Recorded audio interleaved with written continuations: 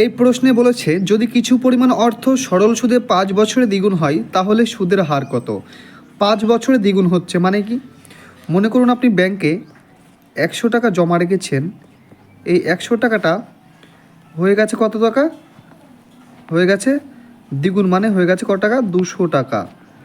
এই 200 টাকা হতে কত বছর সময় নিয়েছে? না 5 বছর, 5 ইয়ার্স। এইবার এই যে 100 টাকাটা সুদে আসলে হয়ে গেছে দ্বিগুণ, অর্থাৎ 200 টাকা হয়ে গেছে। তো এখানে তো কিছু টাকা ইন্টারেস্ট বেড়েছে না? তো এই 100 টাকার ইন্টারেস্ট কত বেড়েছে? 100 টাকার ইন্টারেস্ট বেড়েছে 100 টাকা। এই 100 টাকা ইন্টারেস্টটা বেড়েছে বলে এই 100 টাকা, এই 100 টাকা আর এই 100 টাকা মিলিয়ে হয়ে গেছে ক টাকা? 200 টাকা।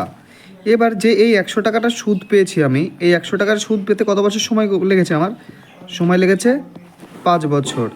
তাহলে এই যে 5 বছরের জন্য আমরা সুদ পাই কত টাকা? 100 টাকা।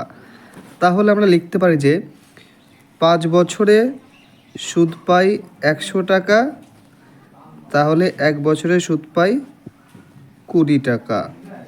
এবার যেহেতু এই 100 টাকার উপরেই 1 বছরে 20 টাকা সুদ পাচ্ছি, তাহলে এই 20 টাকাই হয়ে যাবে সুদের হার বা 20%।